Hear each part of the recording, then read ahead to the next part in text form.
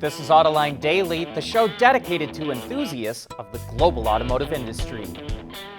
We start today's report in Japan, where Nissan reported its latest earnings, and while the numbers are ugly, they're not as horrible as expected. It took in $18 billion in revenue, down 27% from a year ago. It posted an operating loss of almost $46 million, which was down significantly, but analysts were expecting it to be about $1.4 billion. And it had a net loss of $385 million, a swing downward of almost $1 billion. While this was better than expected, Nissan warned that a second wave of COVID-19 racing around the world could hurt car sales and its recovery. Now to Detroit, where GM, Ford, and FCA are doubling down on CDC protocols because of the sudden surge in COVID cases. Fortunately, there have not been any outbreaks in car plants, which are running flat out to try and catch up from lost production earlier this spring when they were shut down. Every worker going into every plant has to wear a mask, get their temperature taken, and keep their distance. Workstations have barriers between them where possible, and the working areas are sanitized before each shift. Automakers are also encouraging their employees to follow CDC protocols when they're away from work. Rivian announced pricing for its electric R1S SUV and R1T pickup and is now taking orders. The SUV starts at $70,000 before incentives, while the Adventure and Launch Edition models carry a starting price of $77,500. Meanwhile, the electric truck starts at $67,500 before incentives and moves up to $75,000 for the Adventure and Launch Editions. All models have over 300 miles of range. Rivian will begin delivering the truck in June of 2021, while the SUV arrives a few months later in August. But that's for the Launch Editions. The other trims will start being delivered in January of 2022. Like Tesla, Rivian is selling directly to customers and is not using a dealer network. So to take care of maintenance and service, the company will use both purpose-built service centers and mobile service.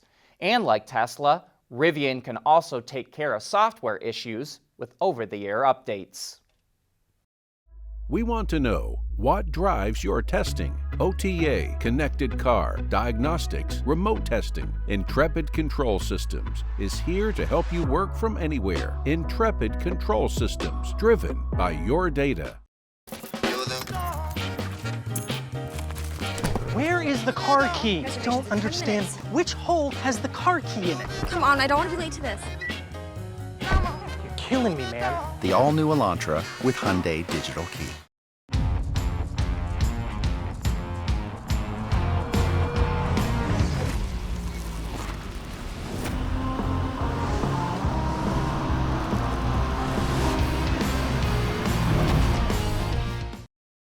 Car sales this year have been clobbered due to the pandemic, but the small van segment is especially struggling. According to Ward's Intelligence, through the first 10 months of the year, sales are down nearly a third compared to a year ago. That includes both minivans and small vans. While minivans easily outsell small vans by nearly a 4-to-1 margin, they've been hit harder by the downturn. Small vans are down 15%, while minivans have seen a 36% decline so far this year. Although part of the minivan decline is due to the Dodge Grand Caravan being axed from the lineup. But even still, the numbers are a bit bleak. The overall car market is down 17%, but the small van segment is doing nearly 2 times as worse. Speaking of vans, could you ever envision Porsche making a family hauler? Sounds crazy. But designers for the German automaker wanted to see if they could transfer its characteristic styling to an entirely new vehicle segment. And in 2018, this is what they came up with. And we love it. It's like a modern interpretation of the Brubaker box, a kit car from 1972 that was built on a VW Beetle chassis. But the Porsche is an all-electric vehicle, which provides a spacious interior, while the driver sits in the middle, like a McLaren F1. The reason we're highlighting this van is because Porsche is releasing 15 different design studies from 2005 to 2019 that have been seen by very few people. Porsche Unseen, as it's called, takes you through the entire design process, from the first sketch to the drivable prototype. These will be highlighted in a series of articles on the Porsche media site, as well as published in a new book. It also dedicated an episode of its web TV series to a few of the design studies. And sticking with vans, Renault revealed the all-new Kangoo and Express. They're offered as both commercial and passenger versions, and as you can see, styling is a little less bubbly than before. The Kangoo is offered in 2 body lengths, with manual or automatic transmissions, and features gas, diesel, and electric powertrains. It did not provide details about powertrains for either van. Renault is moving the Kangoo van a little more upmarket, and that shows through in the interior with wood and brushed aluminum-like accents. Another interesting feature of the Kangoo is its easy side access. The B-pillar has been removed between the front door and sliding side door to create a huge opening, double that of the previous model. The all-new Kangoo and Express launch in spring of next year. And be sure to join us for Autoline After Hours later this afternoon. We'll be talking about the new frontier, mobility, and what that means for suppliers. Our guest is Brian Goldstein, the president of Mobility Solutions at Bridgestone. We'll also look at which traditional car company has the best EV strategy to take on Tesla, and we'll speculate which models will survive at Fiat and Chrysler as they merge with Peugeot. Pete Bigelow from Automotive News will be joining John and Gary to provide you with some of the best insights in the automotive industry.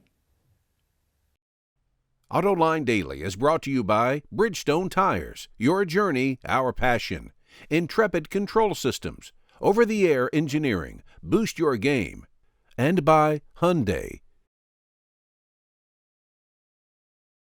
Back in June, NHTSA launched an investigation into touchscreens in the Tesla Model S and X after receiving complaints from owners that the screen would go blank, which resulted in losing control of certain functions. The issue involved models built prior to March of 2018. Now Tesla has come up with a fix, but it's calling it a warranty adjustment program, not a recall.